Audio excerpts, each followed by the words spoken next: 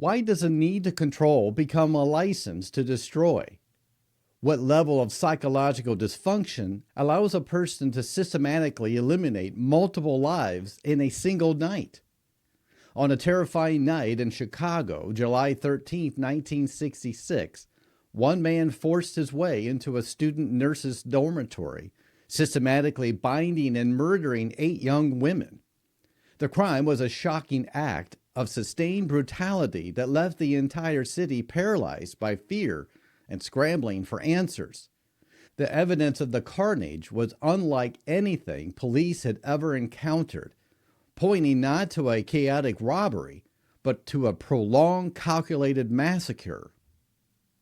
Welcome. I'm a licensed professional counselor, and this is my mental health analysis of the Richard Speck case. I will be focusing on the main mental health and psychological indicators while providing the backstory. I don't just talk about the crimes, I talk about the psychology behind the crimes and the mysteries that captivate us. I look beyond the facts of the case to understand the why of the crime.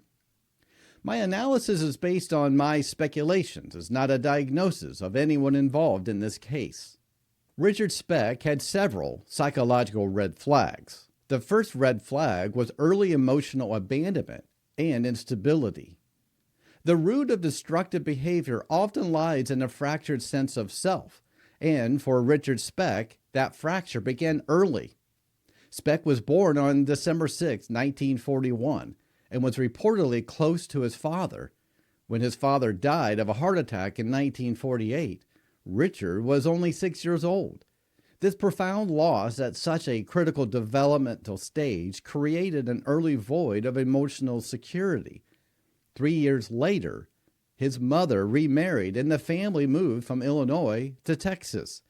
This new environment brought a stepfather described as verbally and physically abusive and often drunk.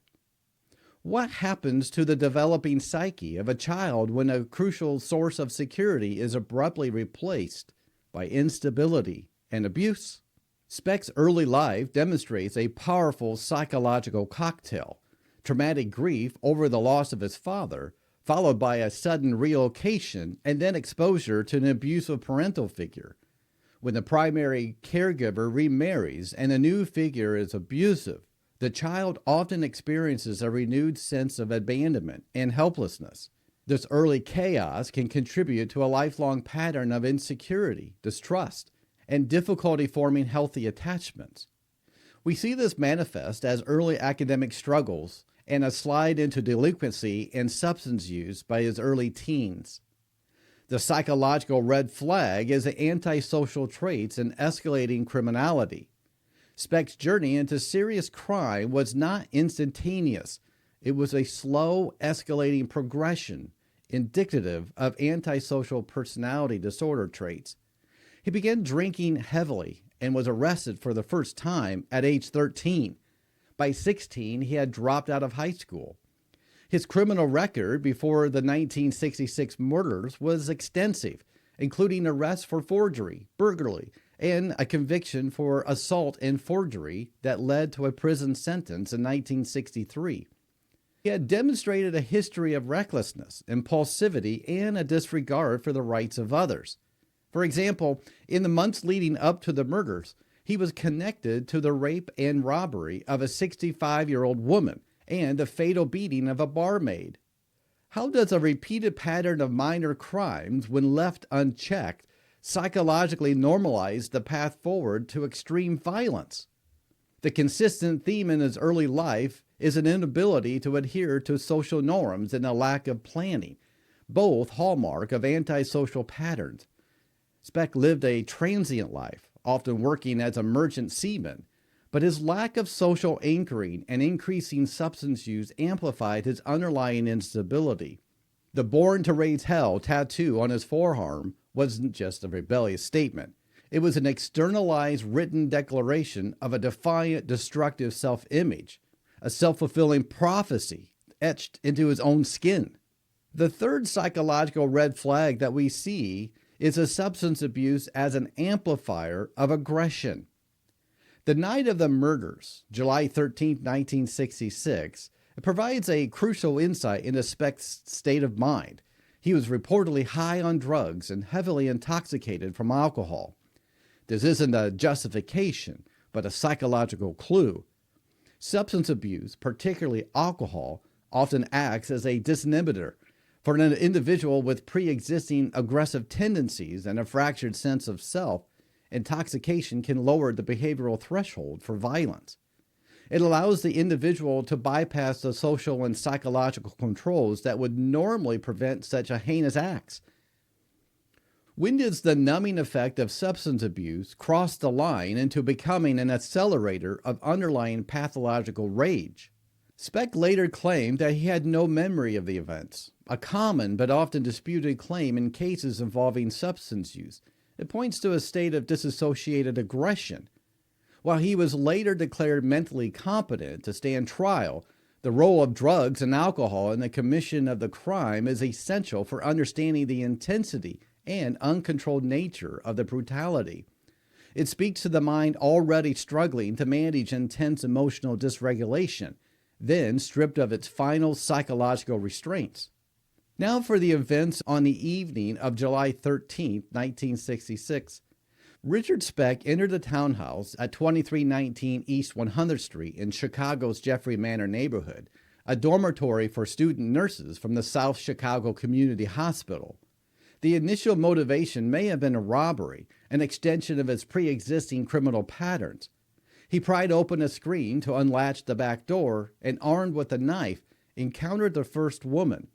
Over the next several hours, as other nurses returned home, these young women, ranging in age from 19 to 24, were bound with strips of bedsheets, a highly controlling and terrifying act that psychologically stripped them of their autonomy and mobility. Why, in a state of crisis and confusion, would a perpetrator choose to systematically bind and separate victims rather than commit a quick robbery and escape? What does this deliberate process reveal about the psychological motive? The most compelling shift in the crime is the move from a potential robbery to mass murder. According to later testimony and evidence, Speck began taking the women out of the room one by one. The murders were not a chaotic single act of rage, but a series of systematic stabbings and strangulations over an extended period. The intervals between the killings, which were roughly 20 to 30 minutes, suggest a horrifying calculated delay, a chilling psychological endurance test for both the victims and the perpetrator.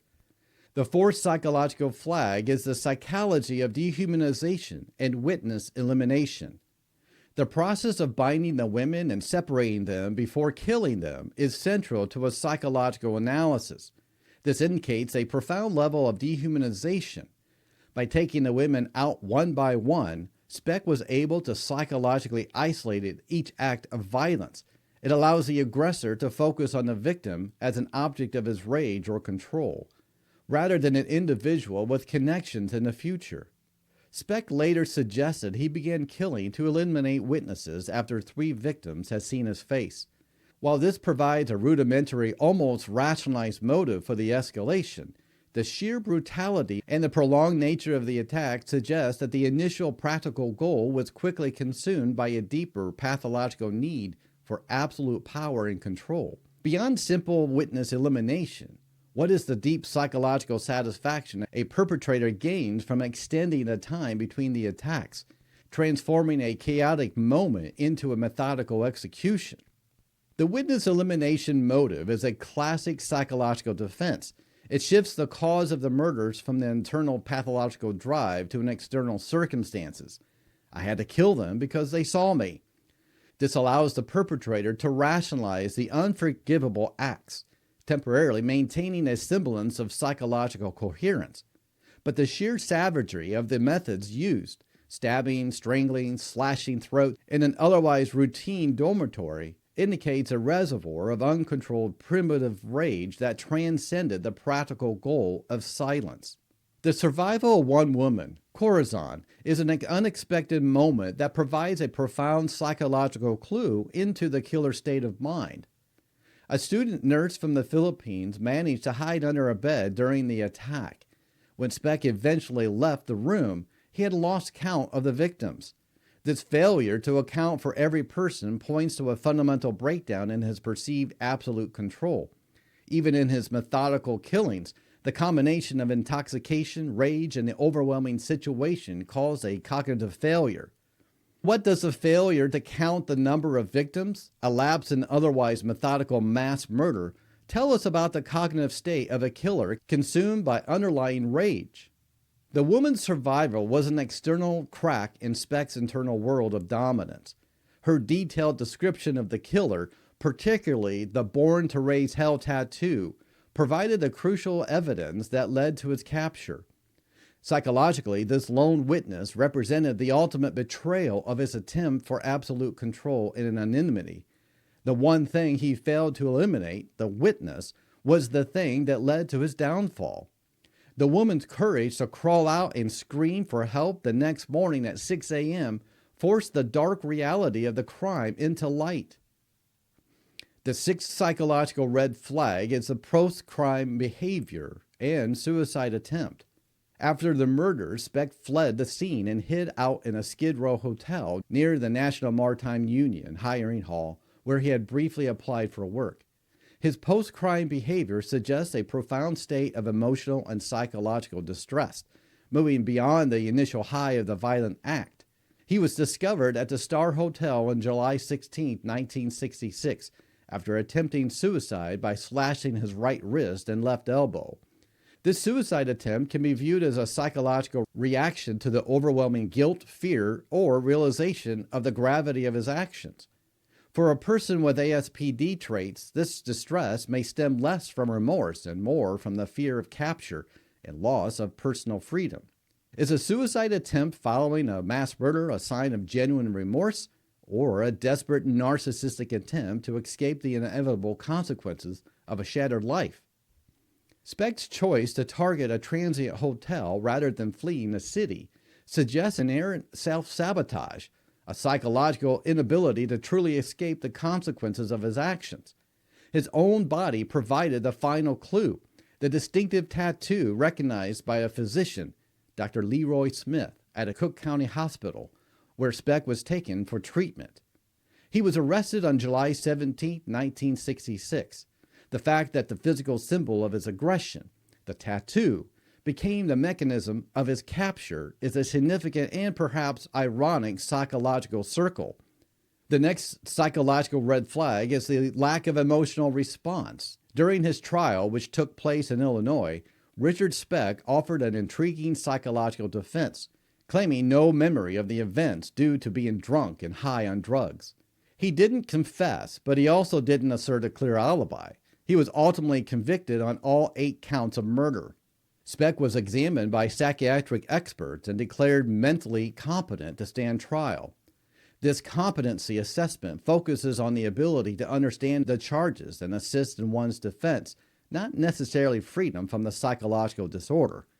The chilling observation from those who encountered Speck during and after the trial was his flat, unempathetic emotional response to the gravity of the crimes, a classic feature often associated with severe antisocial tendencies. When a person is capable of such horrific brutality, what psychological mechanism allows them to maintain a flat affect or a total lack of empathy when confronted with the evidence of their own destruction? His psychological profile, pieced together from his life history, suggests a foundation built on early trauma, a lack of secure attachment, escalating antisocial behavior, and a profound substance abuse. The murders themselves were an explosive culmination of these factors, a final brutal act of power and rage directed at a group of young women who, for Speck, may have symbolically represented the structure, purity, and life he never had and felt incapable of attaining. His violence was the ultimate attempt to destroy what he could not possess or control. The 8th and final psychological red flag here is the aftermath and incarceration behavior. Richard Speck was sentenced to death, which was later commuted to 8 consecutive life sentences following the Supreme Court ruling on the death penalty in 1972. The final piece of the psychological puzzle comes from a hidden videotape, reportedly made in 1988, which surfaced after his death in 1991. The tape showing Speck using drugs and engaging in sexual acts with another inmate while bragging about his life and the murders. It demonstrates a final undeniable element of his pathology, a lack of genuine remorse and a continued glorification of his own criminal identity, even decades into his incarceration. He died in prison of a heart attack a day before his 50th birthday. The Speck case from a psychological perspective is a tragic and brutal study of how early unaddressed emotional devastation and a failure to establish healthy self-regulation can create an individual capable of unimaginable acts of rage and control. The fact that his final moments in life were spent celebrating the very destruction he caused speaks to a psyche that was permanently damaged, cemented in a life defined by violence and a chilling indifference to the value of human life. This is such a tragic case here, and Speck, we don't know if he targeted these women or the nurses' dormitory. More than likely, he probably saw it as a way of robbery. Perhaps maybe he saw an individual and he was pursuing that one. We don't know that for sure, but the fact that he systematically took one nurse at a time and killed her, and those minutes between the killings, can you imagine what the other nurses were thinking and how they were feeling? They must have been terrified. And then think about the nurse that was hiding underneath the bed and she saw the whole thing. If it wasn't for her and her bravery, Speck may not have been caught and more people may have died. What a tragic story. And going back to Speck's childhood, obviously not everybody who goes through a divorce, not everybody who experiences abuse in their childhood turns out to be a monster like Speck. But it does indicate a early age onset of how traumatic experiences can affect your brain. And so the combination of the drug use, the combination of the absence of a fatherly figure that loved him and supported him, those were recipes for disaster, if you will, a perfect storm. And then we see what happened with Speck. So what did you think about this case? Were there any elements that stood out to you? If you want more mental health analysis of true crime stories like this one, be sure to subscribe for more. And if you found this case compelling, be sure to watch this next story. It will make you more aware of your surroundings. Thank you for joining me today. Until next time, stay curious, stay safe.